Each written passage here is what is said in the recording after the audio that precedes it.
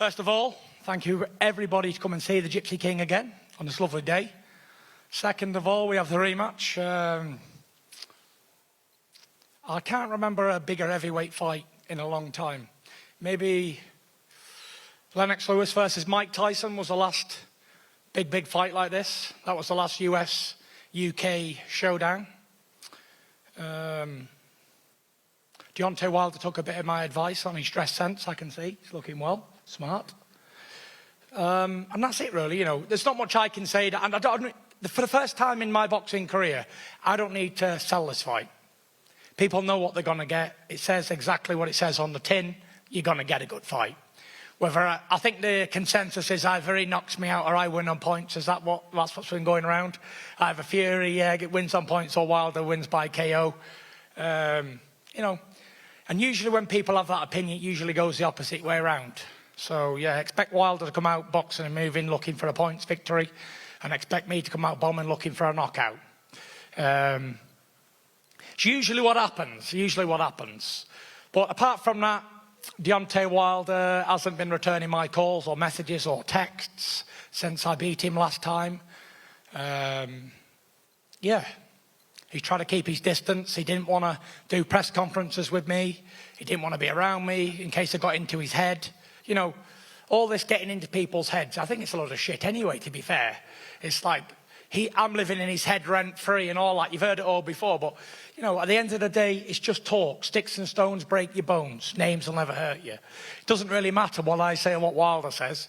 It all matters what happens on the night, February 22nd. And what's going to happen on that night is I'm going to get what I won last time. I'm going to get that green belt. I'm also going to get the Ring magazine. And I'm also going to keep my lineal championship. And if he wants to rematch again, no problem. Beat a man once, you beat him again, you definitely beat him 3 times in a row. Not a bother. And that is about all from me. Thank you very much. How you guys doing? It's great to be back. You know, another event. Thanks to everyone that's involved in this amazing, you know, heavyweight title fight. One of the biggest of this era for sure, you know. I can't wait. Y'all already know, man. I'm always in my element. I'm always in the zone, you know. And right now, man, I can't wait. I'm going into camp. Can't wait to get back into camp. You know, my body feel like it's walking into the 6th week of camp instead of the 3rd week of camp. And it's been amazing for me because it's been a quick turnaround for me. Usually I'm months and months and months at a time before I have another fight. But I'm still coming in shape. You know, I always say I put shape on top of shape. But this time around, I'm putting shape on top of shape on top of shape. You know, and it allowed me to prepare, you know, even harder, even more for him. And we all know rematches, I'm always sharp because I've been in there with them before. I understand what they're capable of doing and what they're planning on doing and what they did in the fight, and I take away from that. And I bring it to account for me. So I'm prepared more than ever for this fight. I knocked him out the first time. I told Fury 2 years ago that I was going to baptize him. And I did just that. You know, rising up is part of the baptism. I told him he was going to go timber, and he did just that. But this time around, it's a different story. This time around, this is called unfinished business. This point in time, he won't be able to get up. And since he's in WWE, I'm going to make sure he go right out the ring. And I might get on the top of the bucket or the rope and come down with a flying elbow kick. Who knows? Who knows? But I can't wait for this fight. This is going to be an exciting fight like it was the first time. I think the controversial decision that the referee gave him, you know, I think it helped this out for the second time around. You know, them not wanting the quick rematch. I think they helped us out. The second time definitely made it bigger. You know, we had 2 warm-ups. Mine was a lot more dangerous than his. You know, he played it safe in the playground. While I went onto the mountaintop and climbed it. 2 different fighters, 2 different times, 2 different paths. You know, one just want to survive me. I'm building for legacy. One go around and talk about he have a lineal title, something that's make-believe and fake. He come around and even have events that go 12 rounds with no belt on him but the one that holds his pants up now. That's the only thing. But February 22nd, that lineal bullshit, it ends there. It ends with him. He needs validation from the people. He needs some type of inspiration, some type of motivation to feel like he beat me such a far wide margin that he did, when he know he didn't. And if so, why so many trainers? Why so many rotations? He rotating trainers like he do his draws. Every day changing. Firing, hiring. The first time around, he wanted to talk about how he was out of shape and stuff, but you did. You came in great shape the first time. Like you're supposed to. What you spent? 100,000 pounds? Trainers, camps, different little things. Well, I still have my old trainers, still sat back, and still to this day, I got the same people. You don't see me firing no one. You don't see me bringing no one on if you're supposed to be such this great fighter, you know. And I'm supposed to be this guy that don't have no skills. But we see who's more concerned than the other ones. Because when you have power, there's no way around it. You can't prepare for that. You can't prepare for that. The only thing you can do is hope that when it lands, it don't do that much damage. I gave this man a concussion the first time. He don't even know how he got on the ground, nor do you know how he got up. And ladies and gentlemen, that is a concussion. And that been dealing with him for the remaining of the fight since the last fight. He's been thinking about that over and over and over. And the only way he can promote himself with that fight is him getting up off his back. Hey, we doing endorsements as well, too. Put one at the bottom of his feet because he's definitely going down. And that's all he's been looking for. That's all he's been looking at. That's the only thing he can fathom his mind around is how he knocked me down and I got up. He needs some type of confidence. But you beat him, Fury. You beat him. Don't worry. You beat him. You beat him with a wide margin. Okay, we're going to see. But all that right there, all that talk before, it dies. It's dead. This is the new beginning right here. This is unfinished business that I will finish.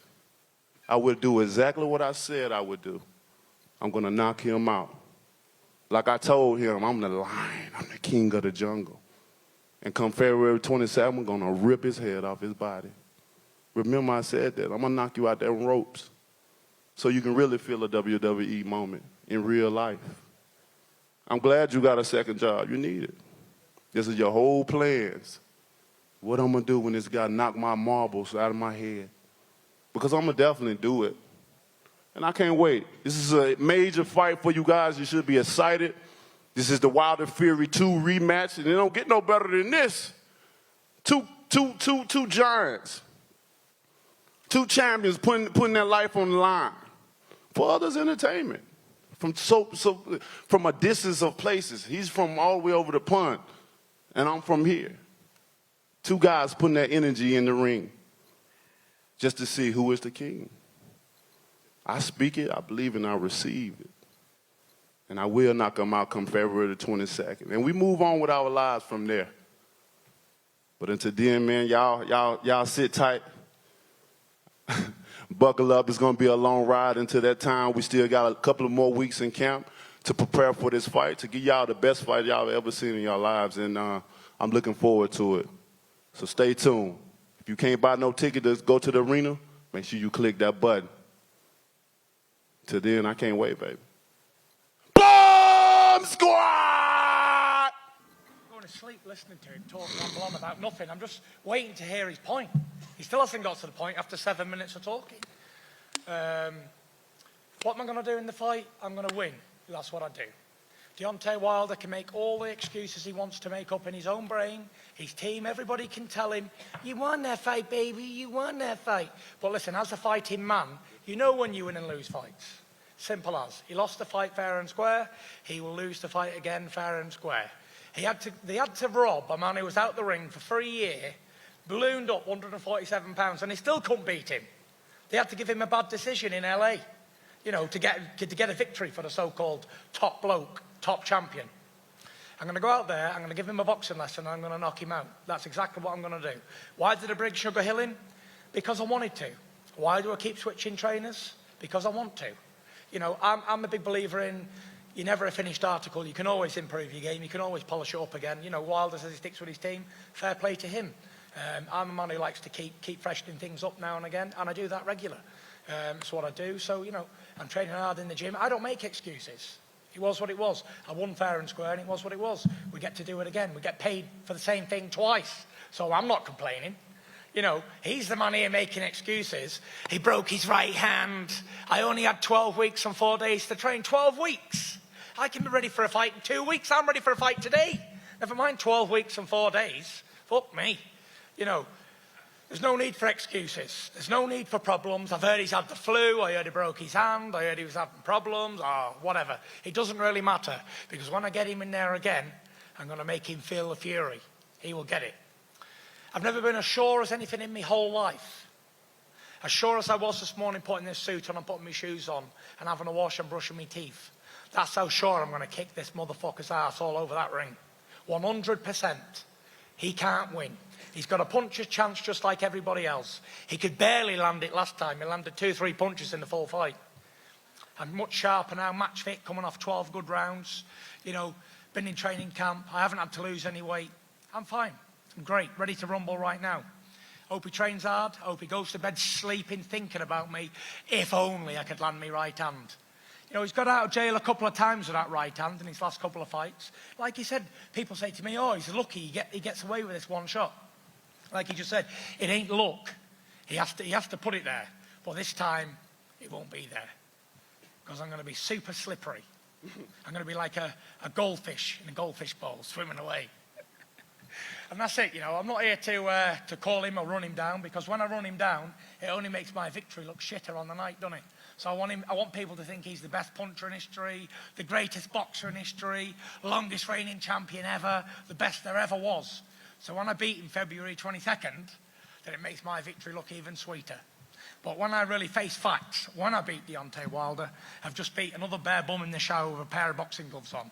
Just another tick on the record, another man in the street. That's all he is. He's another person to me, makes up numbers. The Tyson Fury Road show continues, and who knows where it will end next. It might be Tokyo, it might be Rome, it might be anywhere.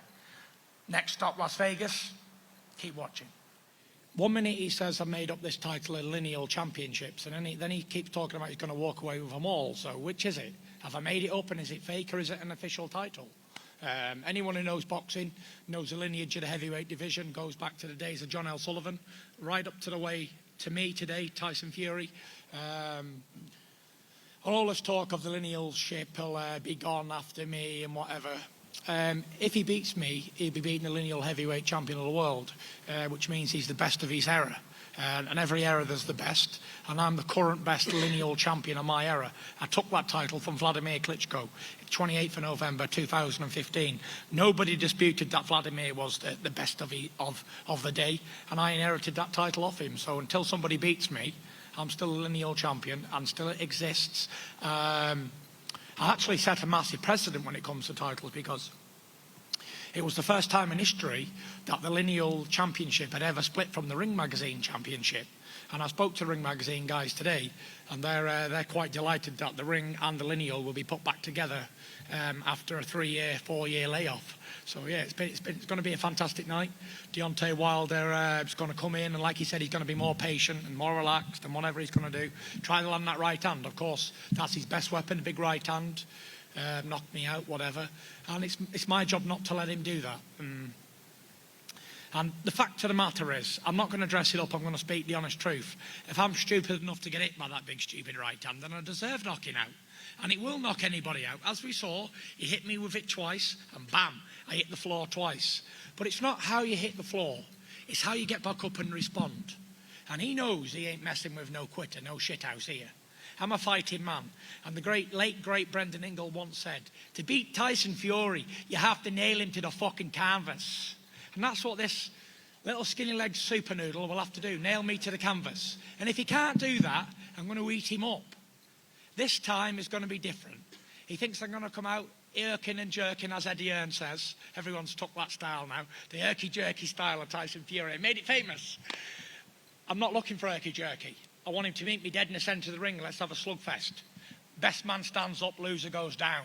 I got 20 knockouts out of 29 wins. He knows he was rocked 3 or 4 times in that fight, but I never had the gas to finish him. I'll be honest and truthful. I didn't have the gas. After the layoff, after all the weight loss, I never had the gas to put my foot down. This time I can turn that screwdriver until he's gone. And I want to meet him head on. El mono, in the centre of the ring. Let's make it a Tommy Hearns, Marvin Hagler type fight. Best man stands, the loser goes back and recruits. Back to the gym, back to the drawing board. I'll meet you, Deontay, in the middle of the ring, 22nd of February. I won't be running. You won't have to look anywhere for me. Just watch out for the right hands, because you're going to sleep in 2 rounds. 2 rounds, he's going down. I had a dream. I keep having the same dream about round 2. I'm playing poker all the time. I keep getting dealt number 2. It's definitely a thing. He's getting knocked out in 2 rounds, 100%. 2. He can laugh about it now. When he's on his back looking up at me, he'll know what I'm talking about, round 2. Hey, Tyson, I got a question for you guys both. But, Tyson, for you first, you're reuniting with the trainer. What are you looking to get out of reuniting with this trainer for this fight coming out, this rematch? I've been really honest with you. I told exactly the truth. I'm looking for a knockout. I didn't come here again to get a bad decision. You know, I know I'm not going to get a decision in the United States. It's clear. After last time, it's very clear. So that's why I hired Sugar Hill. If I didn't want a knockout, I wouldn't employ the Kronk trainer who specialises in sitting on your punches and landing the right hand. Look at the Tommy and look at all the Kronk fighters, Klitschko even. They all look for that big right hand. That's all I'm looking for. One big right hand, nail, Deontay Wilder, good night. There's the game plan. I'm looking for a knockout.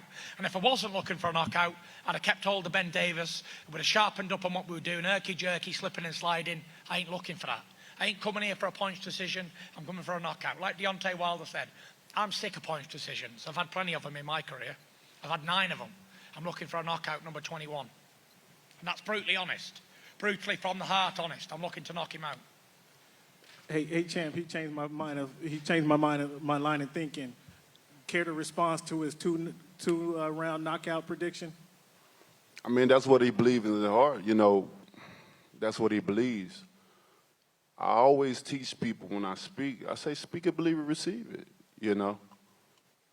And if you really, but the magic of it all is the belief. It's the belief. And though he's saying it, I don't feel that his energy that he believes that he's going to do that. If anything, I feel he's nervous. You know, he's very scared because of what happened the first time. And I understand this is boxing. And sometimes fighters, they have to put up this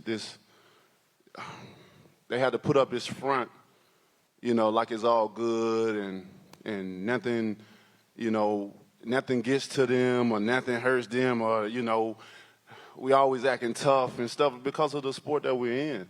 But I'm a realist, though, you know. And he know what happened. When you get knocked out like that and put on and you don't know how you got there and how you got up, it was the grace of God that bothers you. That not only affects you, but it affects your environment. It affects your family as well. Because they know you're going in there again with this monster. And you know what he's capable of doing. It's not an act.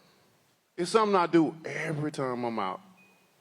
I knock guys out. Every guy that I've faced, I put him down. And it won't be no difference this time around either. Y'all know what I do. I'm good at it. I'm great at it. I'm providing my service. I'm providing my service to my greatness and giving it to you guys each and every time. We know this. They know what they up against. Like I said, I'm happy.